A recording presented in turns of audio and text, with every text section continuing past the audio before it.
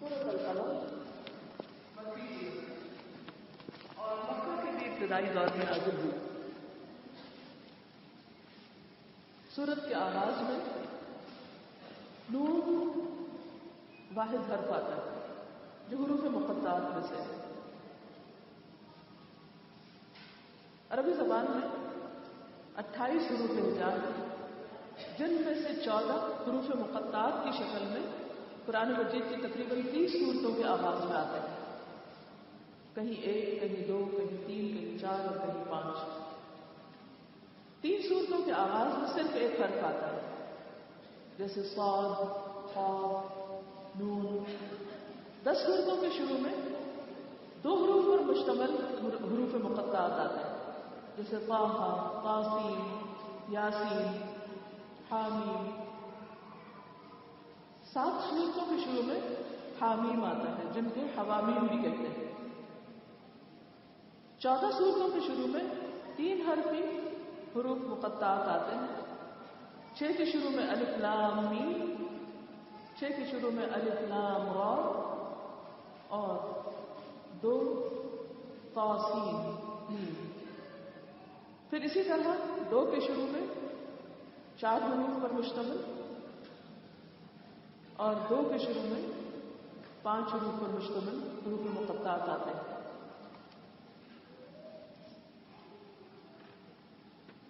قرآن مجید عربی زبان میں نازل ہوئے اور اس کے جتنے بھی حروف ہیں، الفاظ ہیں، کلمات ہیں، جملے ہیں، آیات ہیں، صورتیں ہیں، یہ انہی حروف سے مل کر بنی. اگر ان حروف کو الگ الگ کر دیا جائے تو معنی ہماری سمجھ میں نہیں آتا، لیکن انہی حروف پر مشتمل جب بامانی الفاظ بنتے ہیں اور صرف الفاظ نہیں بلکہ ان سے پورے پورے جملے بنتے ہیں، آیات بنتی ہیں، تو ان آیات پر مشتمل صورتیں ہیں اور صورتوں پر مشتمل قرآن مجید ایسی کتاب کہ جس نے اس وقت کے بڑے بڑے زبانداروں کو چیلنج کیا اور لاجواب کر کے رکھ دیا کہ اگر تمہیں اس کتاب میں کوئی شک ہے، ان کنتم فی ریب مما نزلنا علی عبدنا فأتوا بسورۃ من مثلہ، تو جاؤ اس جیسی ایک صورت بنا لو. وادعوا شہداءکم، اپنے مددگاروں کو بلا لو، ان کنتم صادقین، اگر تم سچے ہو. قرآن مجید جو حروف، کلمات، آیات پر مشتمل ہے، اس نے اپنے دور کے لوگوں کو زبردست چیلنج کیا کہ اگر تمہیں کسی بھی قسم کا کوئی شک ہے، کیونکہ کتاب کے شروع میں ہی کہہ دیا گیا کہ ذالک الکتاب لا ریب فیہ، یہ وہ کتاب ہے جس میں کوئی شک ہے ہی نہیں، ہر چیز سچی ہے، اللہ کی طرف سے ہے، حق پر مشتمل ہے، انسانوں کی ہدایت کے لیے آئی ہے، ھدی للمتقین. لیکن اگر تم اس کو نہیں مانتے اور تمہارے دل میں کسی بھی قسم کا کوئی شک ہے، کیونکہ جب شک ہوتا ہے تو انسان کا ایمان مکمل نہیں ہوتا. شک نفاق کو جنم دیتا ہے، جیسے قرآن مجید کے شروع میں ہی آتا ہے فی قلوبہم مرض، ان کے دلوں میں مرض ہے، بیماری ہے. تو امام بخاری کہتے ہیں کہ یہ مرض شک کا مرض تھا کہ انہیں قرآن مجید پر پوری طرح یقین نہ تھا کہ یہ اللہ کی کتاب ہے. تو جب کسی کا یقین نہیں ہوتا، ایمان نہیں ہوتا، اعتماد نہیں ہوتا، تو انسان اس چیز کو پوری طرح لیتا بھی نہیں، اس پر عمل بھی نہیں کرتا، اس کے مطابق اپنی زندگی کو بھی نہیں بدلتا. تو بہرحال لوگوں کو یہ چیلنج 4 بار قرآن مجید میں کیا گیا کہ اگر تمہیں کسی بھی طرح کا کوئی شک ہے تو پھر تم اس جیسا کلام پیش کرو. لیکن 1400 سال سے اس جیسا کوئی کلام پیش کر نہ سکا، اور اگر کسی نے کوشش بھی کی تو ایسا ڈھونڈا کلام پیش کیا کہ جو دور پار بھی قرآن مجید کی کہیں برابری نہیں کر سکتا تھا.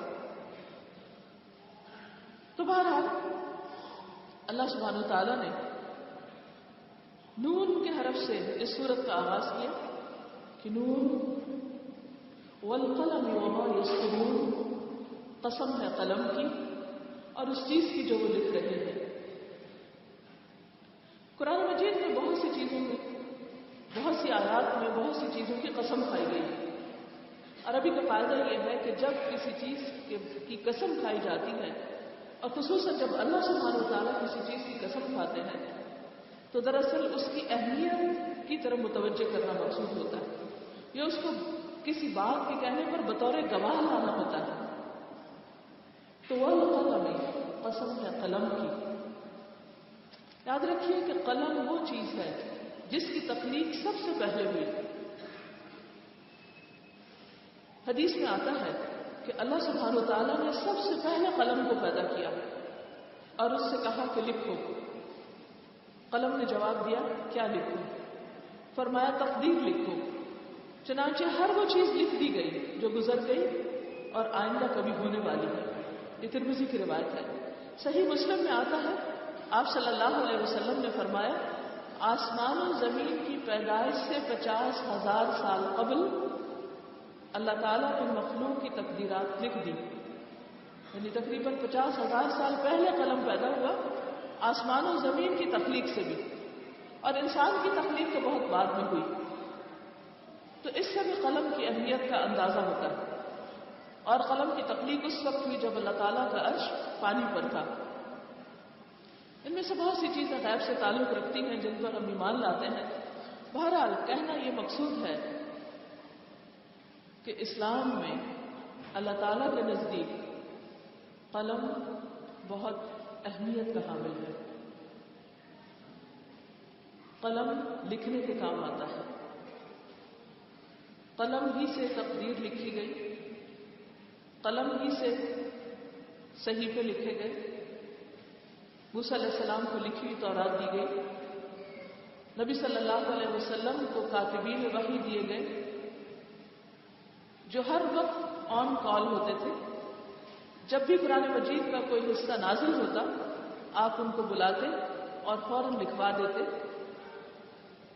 اس لیے یہاں پر قلم کے ساتھ ساتھ لکھنے والوں کی اہمیت کا بھی ذکر ہے اور جو چیز وہ لکھ رہے ہیں اس کا بھی ذکر ہے. جو کچھ بھی لکھا جاتا ہے قلم سے لکھا جاتا ہے. اس میں اچھی چیزیں بھی ہو سکتی ہیں اور بری چیزیں بھی ہو سکتی ہیں, لیکن یہاں جس چیز کی قسم کھائی جا رہی ہے اس سے مراد قرآن مجید ہے. قسم ہے قلم کی. اور قلم آپ نے جو محاورہ سن رکھا ہوگا کہ پین از مائٹیئر دین سورڈ, کہ قلم کی طاقت تلوار سے بھی زیادہ ہے. قلم کے اثرات اور جو کچھ قلم لکھتا ہے دور تک جاتے ہیں. صرف اس دور کے لوگ فائدہ نہیں اٹھاتے بلکہ نسلیں فائدہ اٹھاتی.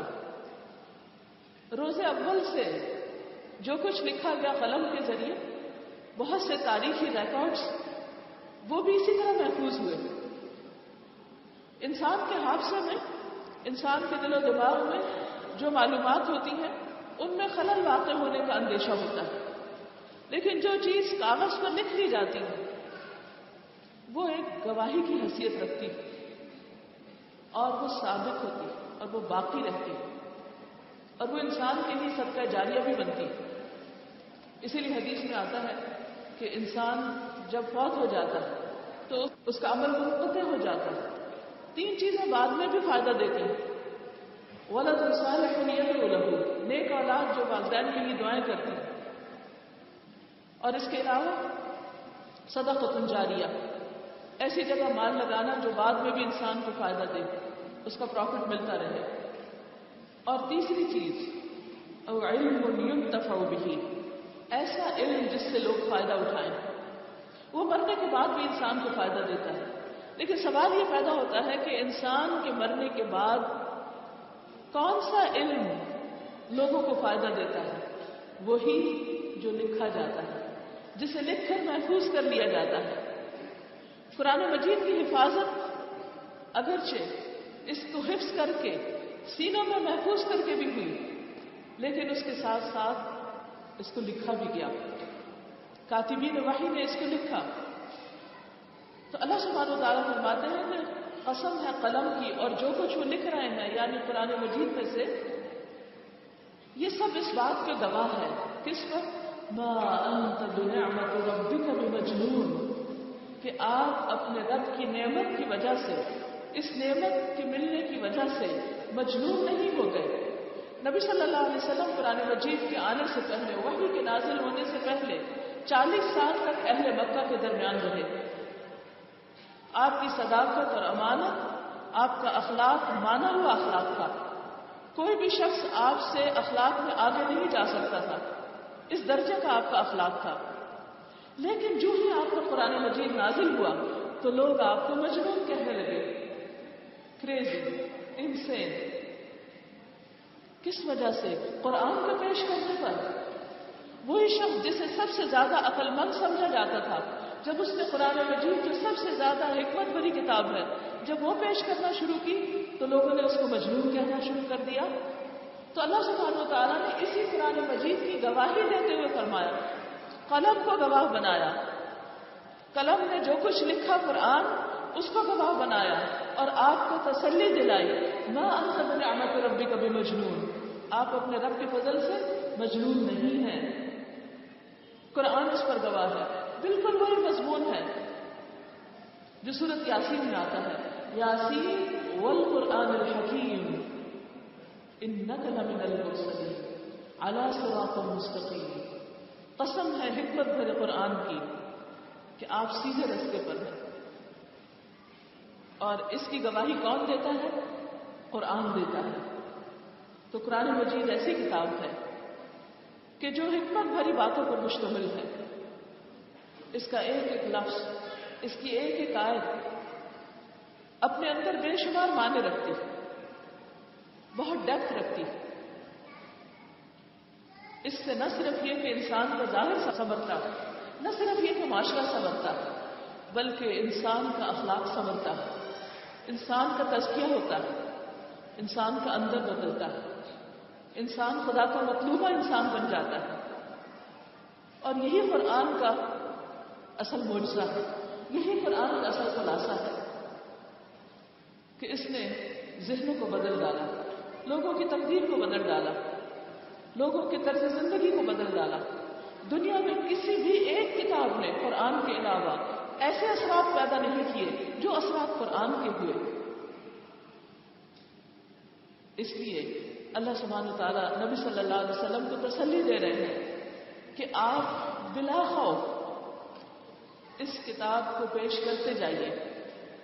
اگر وقتی طور پر آپ پر الزامات لگ رہے ہیں تو یہ کتاب خود گواہی دے گی اور آپ پر آنے والے سارے الزامات کو دھو دے گی۔ نبی صلی اللہ علیہ وسلم کی ڈیفیمیشن کا اور آپ کے اوپر الزام تراشی کا یہ سلسلہ جو آج ہم دنیا میں دیکھتے ہیں یہ کوئی نیا نہیں ہے۔ یہ اس دور سے شروع ہوا ہے جب سے آپ نے نبوت کا دعویٰ کیا تھا، اور قرآن مجید کے پیش کرنے کے بعد یہ سب کچھ شروع ہوا کہ جن و انس آپ کے دشمن بن گئے۔ لیکن انہی میں سے اللہ سبحانہ و تعالیٰ نے آپ کو ایسے مددگار دیے کہ جنہوں نے آپ کے مشن کو آگے بڑھایا اور دنیا میں ایک زبردست انقلاب پیدا کیا۔ سورۃ طٰہٰ کے شروع میں بھی اللہ تعالیٰ فرماتے ہیں، طٰہٰ ما انزلنا علیک القرآن لتشقیٰ، ہم نے یہ قرآن آپ پر اس لیے نازل نہیں کیا کہ آپ کسی مشکل میں پڑ جائیں، یہ آپ کی عزت افزائی کے لیے آیا ہے، یہ آپ کے درجے بلند کرنے کے لیے آیا ہے، آپ کو بدبختی میں مبتلا کرنے کے لیے نہیں۔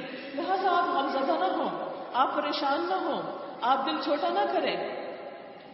خطاب تو براہ راست نبی صلی اللہ علیہ وسلم کو ہے، لیکن اس میں سبق ہم سب کے لیے بھی ہے۔ وہ سب جو قرآن کے طالب علم ہیں، وہ سب جو قرآن کے مبلغ ہیں، وہ سب جو قرآن سے محبت رکھتے ہیں، وہ سب جو قرآن کو دنیا کے تمام لوگوں تک پہنچانا چاہتے ہیں۔ آپ میں سے بہت سے لوگوں نے اس چیز کا تجربہ کیا ہوگا کہ قرآن کے بغیر جب زندگی تھی عام لوگوں کی طرح تو لوگوں میں فٹ تھے، لیکن جب قرآن پڑھنے لگے اور قرآن کے مطابق عمل بدلنے لگے تو سوسائٹی میں انفٹ ہونے لگے، اور بہت سے لوگوں کو کریزی ہونے اور فنڈامنٹلسٹ کہلانے کے اور طرح طرح کے الزامات کا سامنا کرنا پڑا۔ لیکن حقیقت یہ ہے کہ یہ سلسلہ نبی صلی اللہ علیہ وسلم کی ذات سے شروع ہوا اور آپ کے فالوورز بھی انہی گھاٹیوں سے گزرے، انہی مشقتوں سے گزرے۔ تو اس پر آپ کو خوشخبری دی جا رہی ہے کہ آپ اس پر پریشان نہ ہوں، وَإِنَّ لَكَ لَأَجْرًا غَيْرَ مَمْنُونٍ، اور بے شک آپ کے لیے ایسا اجر ہے جس کا سلسلہ کبھی بھی ختم نہیں ہوگا۔ دنیا میں جتنی بھی چیزیں ہیں جن سے انسان فائدہ اٹھا سکتا ہے، چاہے وہ مال و دولت کے انبار ہو یا اولاد ہو یا سٹیٹس ہو، کچھ بھی ہو، کوئی بھی چیز ہو، وہ سب وقت کے ساتھ ساتھ ڈھلتی جاتی ہے، ختم ہو جاتی ہے۔ حتیٰ کہ انسان جب دنیا سے جاتا ہے تو کوئی بھی چیز ساتھ نہیں جاتی، لیکن اس کے ساتھ کیا جاتا ہے؟ اس کا عمل جاتا ہے، قرآن کی روشنی جاتی ہے، اور یہ سلسلہ کبھی بھی ختم نہیں ہوتا۔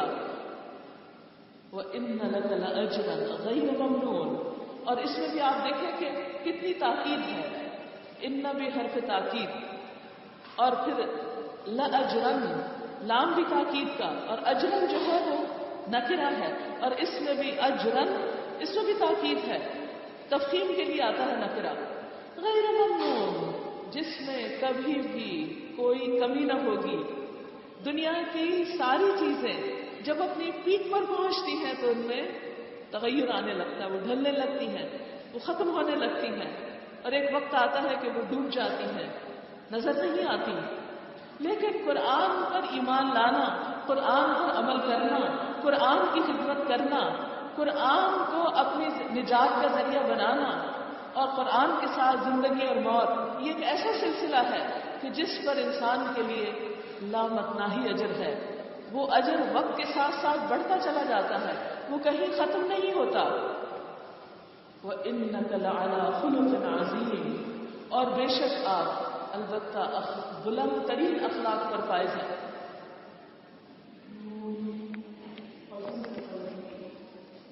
اور جو کچھ وہ لکھ رہے ہیں، آپ اپنے رب کی نعمت کی وجہ سے، یعنی قرآن کے ملنے کی وجہ سے مجبور نہیں ہیں۔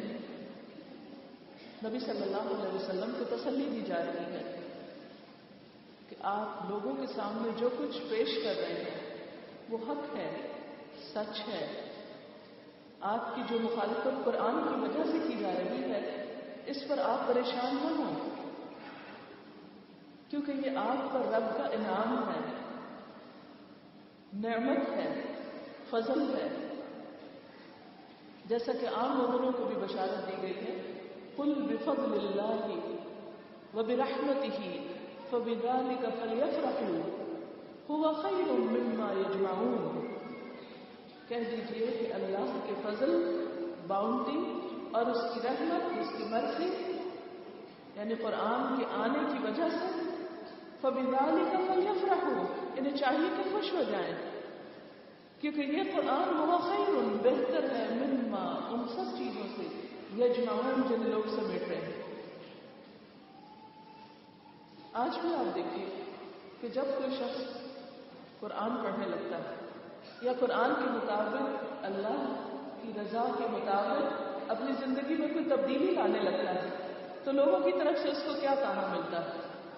کریزی، جنون ہو گیا، پاگل ہو گئے۔ کیونکہ عام لوگ جو قرآن کے بغیر زندگی بسر کرتے ہیں، ان کا ہدف، ان کا سورس آف نالج، ان کا مبلغ علم وہ دنیا ہوتی ہے، وہ دنیا اورینٹڈ ہوتے ہیں۔ لیکن قرآن ہمیں آخرت اورینٹڈ بناتا ہے۔ قرآن کا طالب علم، قرآن کا پڑھنے والا، قرآن پر ایمان لانے والا اپنی زندگی کی بنیاد جب رکھتا ہے، جب بیسس کسی چیز کو بناتا ہے، تو وہ یہ دیکھتا ہے کہ اس کا آخرت میں کیا فائدہ ہوگا، اور یہ چیز وہ بعد میں دیکھتا ہے کہ دنیا میں کیا فائدہ ہوگا۔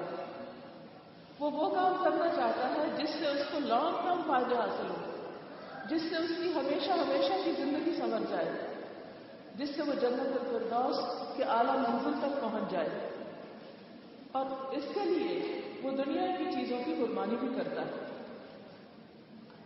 بعض اوقات حرام کے ذریعے اس کو ایک بڑا فائدہ ملنے والا ہوتا ہے، لیکن وہ اس کو چھوڑ دیتا ہے۔ کیوں؟ اس لیے کہ وہ آخرت کے اعتبار سے نقصان دہ ہے۔ وہ کسی پہ ظلم نہیں کرتا، کسی کا حق نہیں مارتا، ہاں اس کے نتیجے میں اس کو بہت بڑا فائدہ ہی کیوں نہ ملنے والا ہو، کیونکہ اس کو معلوم ہے کہ اگر آج میں کسی پر ظلم کروں گا تو کل آخرت میں خود مجھے اس کا بدلہ مل کر رہے گا، مجھے اس کی جزا بھگتنا ہوگی، کیونکہ قیامت کا دن تو ہے ہی یوم الدین، جزا اور سزا کا دن، بدلے کا دن۔ آج انسان جو کچھ بھی کر رہے ہیں وہ کل ان کے سامنے آنے والا ہے۔ لہذا ما انت بنعمت ربک بمجنون وان لک لاجرا غیر ممنون۔ قرآن کی اس خدمت پر جو اجر آپ کو ملنے والا ہے اس کا سلسلہ کبھی ختم نہ ہوگا۔ جیسا کہ آپ جانتے ہیں کہ نبی صلی اللہ علیہ وسلم نے جب قریش کے سامنے قرآن مجید کو رکھا، اللہ کی طرف لوگوں کو بلایا، خالص توحید کی دعوت دی، بتوں کی گندگی اور شرک سے بچنے کے لیے کہا، تو آپ کے دوست آپ کے دشمن ہو گئے، آپ کے رشتہ دار بھی آپ کے مخالف ہو گئے، آپ کو طرح طرح کی تکلیفوں سے گزرنا پڑا۔ اس پر آپ کو تسلی دی جا رہی ہے کہ آپ کسی سے بھی دبے بغیر، کسی کے بھی آگے جھکے بغیر اس بات کو لوگوں تک پہنچاتے رہیے، کیونکہ اس کے عوض آپ کو ایسا اجر ملنے والا ہے جو کبھی بھی ختم نہیں ہوگا، جبکہ اس کے مقابلے میں دنیا کی تمام چیزیں ختم ہو جائیں گی۔ اور وہ اجر کیا تھا؟ آپ دیکھیے کہ دنیا میں بھی آپ کا نام بلند کیا گیا، وَرَفَعْنَا لَكَ ذِكْرَكَ إِنَّ اللَّهَ وَمَلَائِكَتَهُ يُصَلُّونَ عَلَى النَّبِيِّ۔ اللہ سبحانہ وتعالیٰ اور اس کے فرشتے نبی پاک پر درود بھیجتے ہیں، یا ایھا الذین آمنوا صلوا علیہ وسلموا تسلیما۔ ہمیں بھی حکم ملا ہے کہ ہم بھی آپ پر درود و سلام بھیجیں۔ اور پھر جب لوگوں نے کہا کہ آپ مجنون ہیں تو اللہ سبحانہ وتعالیٰ نے کیا فرمایا؟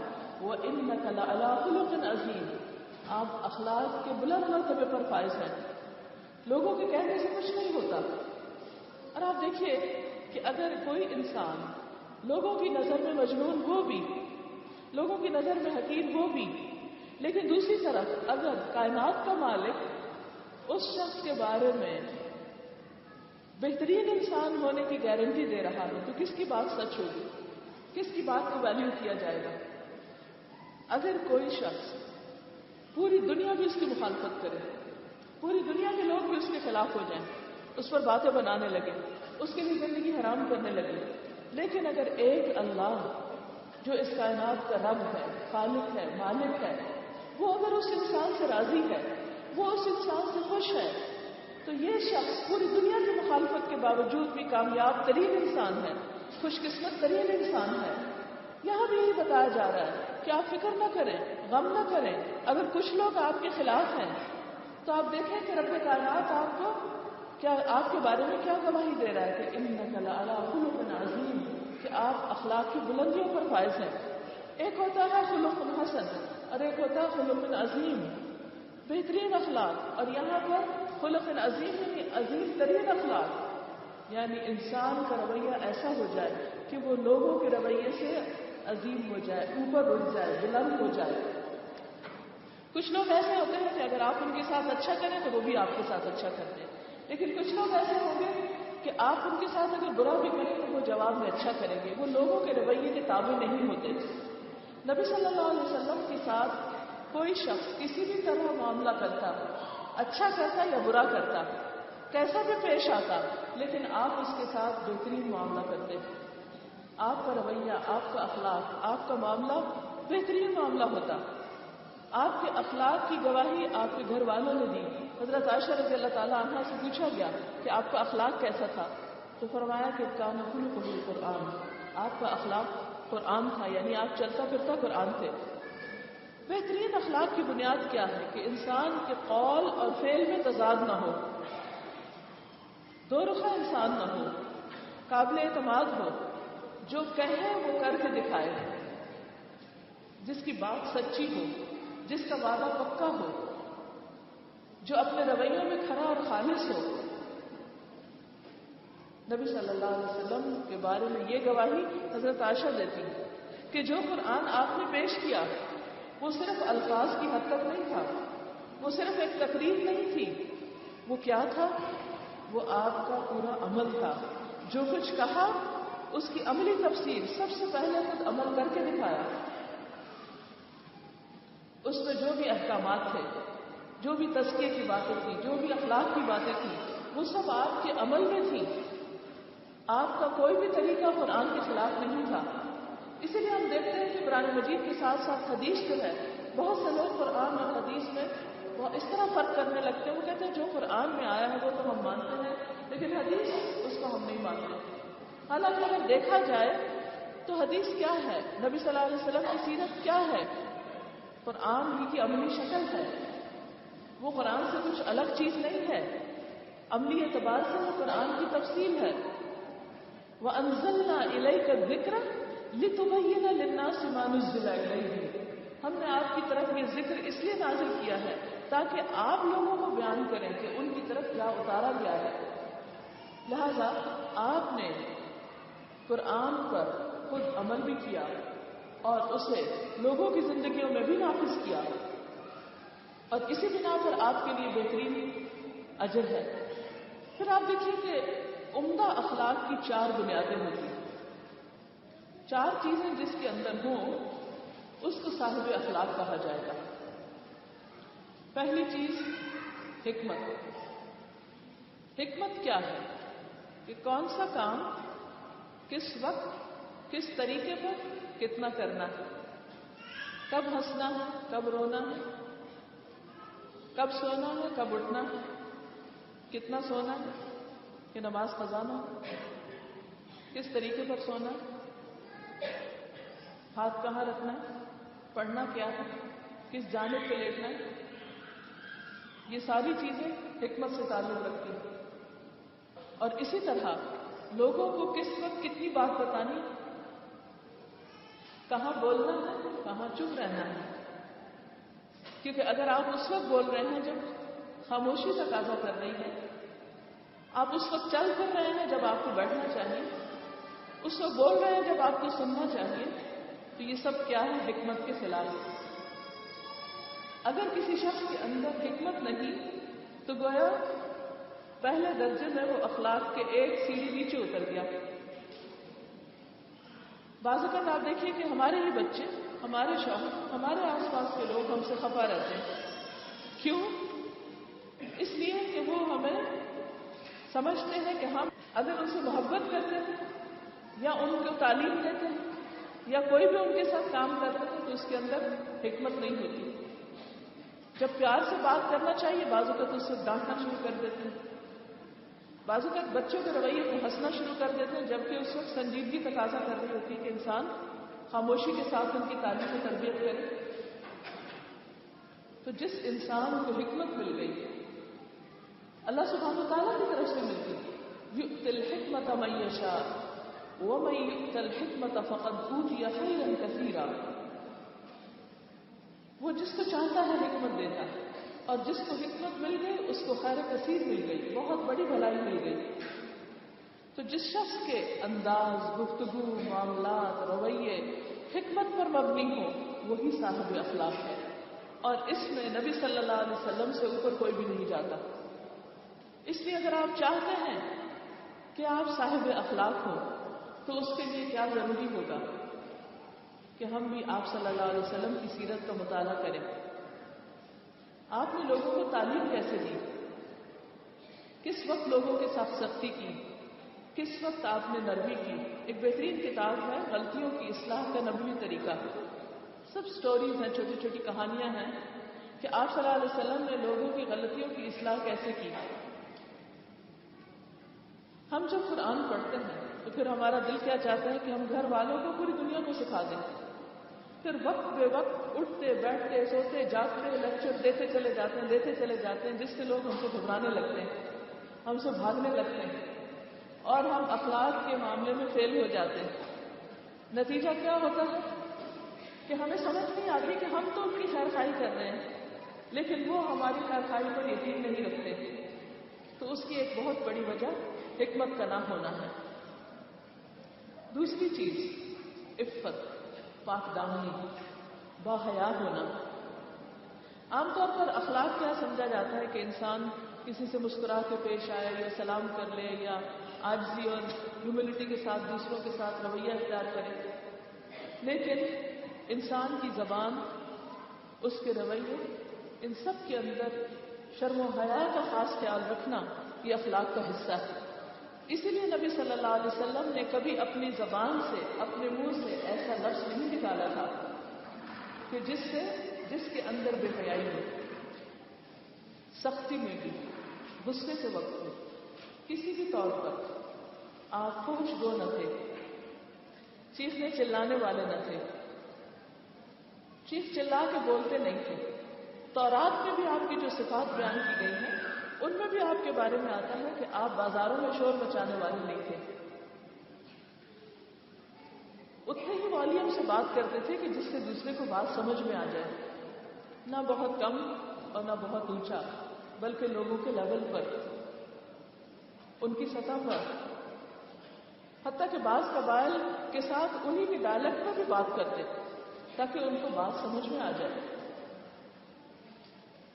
آپ کے حیا کے بارے میں آتا ہے کہ آپ کسی کنواری باحیا دوشیزہ سے بھی زیادہ باحیا تھے. پھر تیسری چیز شجاعت، بہادری. یہ اخلاق کا ایک بہت بڑا حصہ ہے.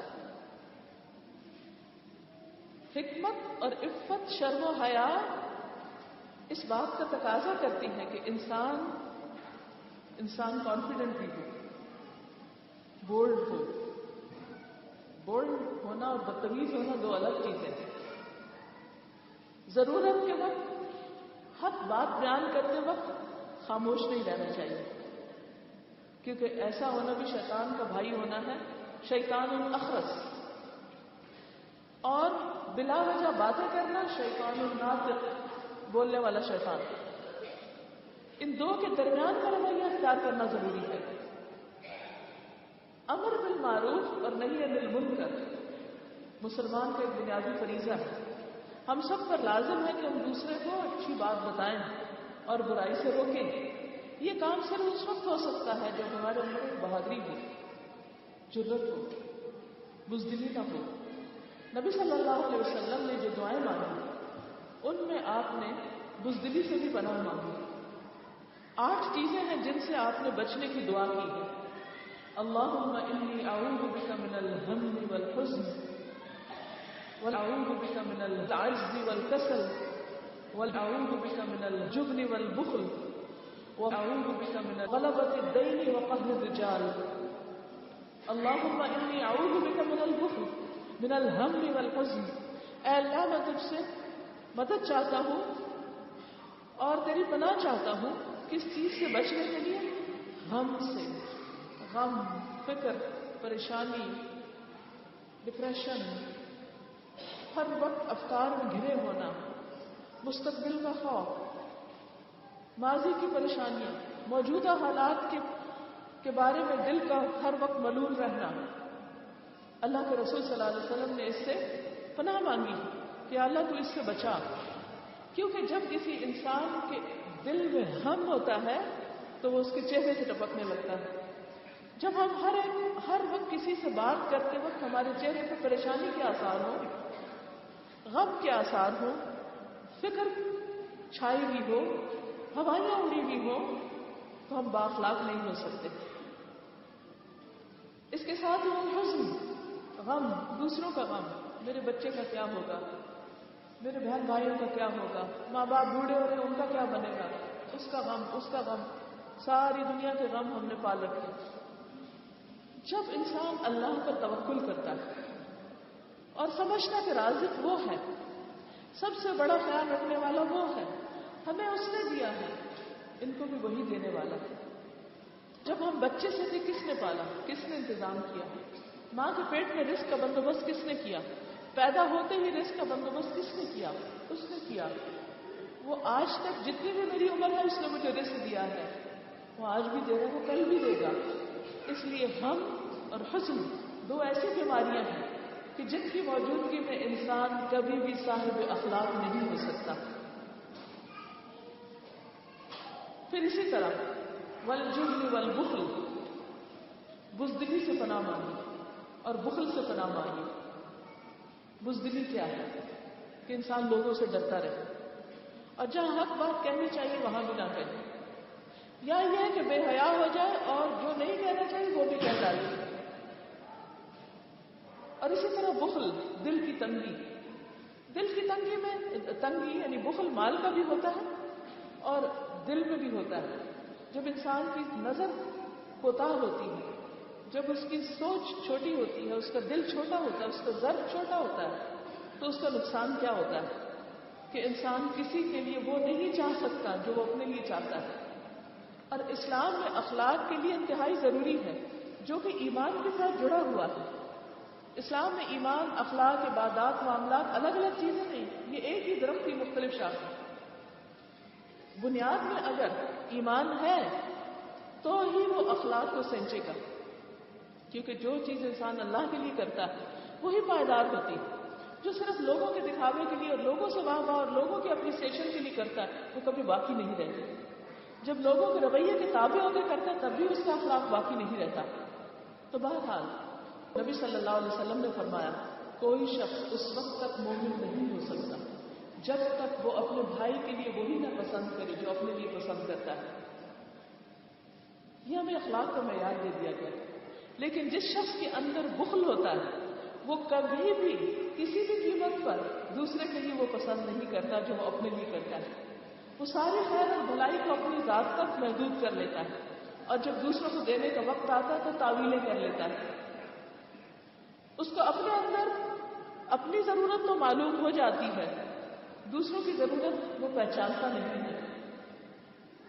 اگر ہم صرف اس ایک اصول پر عمل کریں کہ جو اپنے لیے چاہتے ہیں وہی دوسروں کے لیے چاہیں تو زندگی بہت آسان ہو جائے. ہمیں لوگوں کی بہت سی ایسی باتیں جو ناپسند ہیں وہ پسند آنے لگے. جن باتوں پر ہم دوسروں کو کوڑتے ہیں، ان کو کرٹیسائز کرتے ہیں، ان کو کنڈیم کرتے ہیں، ان کو ہم برا بھلا کہتے ہیں، وہ چیزیں ہمیں خود بخود سمجھ میں آنے لگی. اگر ہم دوسرے کی جگہ پر خود کو رکھ لیں تو بہت سی چیزوں کی اصلاح ہو جائے. پھر وہ چیز جس سے آپ نے پناہ مانگی، اللہم انی اعوذ بک من الہم والحزن والعجز والکسل. عجز اور کسل سے. عجز کیا ہے؟ بے ہمتی، اور کسل سستی. بے ہمتی اور سستی جو ہے عاجزی اور درماندگی ایسی کہ انسان کوئی کام کرنے کے لیے اٹھے ہی نہ اور کاموں کو ڈیلے کرتا رہے. نماز ہے تو ڈیلے کرتا رہے، کوئی وعدہ پورا کرنا ہے تو اس میں بھی ڈیلے. ہر کام میں سستی، ہر کام میں تاخیر، چاہے امتحان کا معاملہ ہو، چاہے کوئی اور فریضے کی ادائیگی کا معاملہ ہو. اور یہ بھی دراصل اس کی بھی بنیاد اندر ہی جا کر لگتی ہے. اور اس سستی کے ہوتے ہوئے بھی انسان با اخلاق نہیں ہو سکتا. یہ بھی حسن اخلاق کے منافی ہے. کیونکہ مثلاً اگر آپ کو کوئی آپ کی والدہ کہتی ہے کہ جاؤ ایک پانی کا گلاس لے آؤ، آپ کہتے ہیں اچھا لے آتی ہیں، اچھا لے آتی ہیں. وہ پھر بلاتی، پھر آپ کہتے ہیں اچھا لے آتی ہیں. تو آپ دیکھیے کہ اس سے بھی انسان اخلاق کی حد سے گر جاتا ہے. بس ایک کام جو آپ نے کرنا ہے اگر آپ اس کو وقت پر کر لیں تو اس کے بہت سے فائدے ہیں. لیکن اگر آپ ان میں تاخیر کرتے ہیں، ڈیلے کرتے ہیں، بس کسی نے کوئی کام کہا اگر آپ فوراً کر دیں گے تو اگلے کا دل خوش ہو جائے گا. لیکن اگر آپ اچھا آج کرتا ہوں، کل کرتا ہوں، کل کرتا ہوں، تو اس سے آپ دیکھیے کہ دوسرے کے دل میں کتنی تنگی پیدا ہوگی. نتیجہ کیا نکلے گا کہ آپ کبھی بھی اخلاق کے اعلیٰ معیار میں پورے نہیں اتر سکتے. اسی طرح امن غلبۃ الدین وقہر الرجال، قرض کے غلبے سے کہ اللہ مجھے قرض سے مغلوب ہونے سے بچا. کیونکہ جب انسان مقروض ہوتا ہے، جب انسان قرض تلے دب جاتا ہے تو بھی اس کے اندر طرح طرح کے ہموم اور افکار پیدا ہو جاتے ہیں، لوگوں کی نظروں میں وہ گر جاتا ہے. لہذا اگر آپ اس وقت اچھے اخلاق کا مظاہرہ بھی کرتے ہیں تو دوسرے کیا سمجھتے ہیں کہ آپ صرف مطلب کی وجہ سے اچھا اخلاق پیش کر رہے ہیں. اور قہر الرجال، لوگوں کا مجھ پہ غلبہ اور لوگ میرے اوپر اتنا مجھے پریشرائز کر دیں اور اتنا میرے اوپر چھا جائے کہ مجھے اپنے ہوش و حواس باقی نہ رہے، یا یہ کہ ان کے رویے کے تابع ہو کر میں اچھا عمل کروں، تو یہ بھی حسن اخلاق کے منافی ہے. تو نبی صلی اللہ علیہ وسلم نے ایک طرف جہاں پر صبر اور استقامت سے کام لیا، عفت و حیا سے کام لیا، حکمت سے کام لیا، وہاں دوسری طرف آپ نے ایسی دعائیں بھی مانگی، اللہ تعالیٰ سے مدد مانگی ان تمام چیزوں. اب آپ دیکھیے یعنی ان تمام چیزوں کا مقابلہ کرنے کے لیے جو انسان کو بد اخلاق بناتی ہیں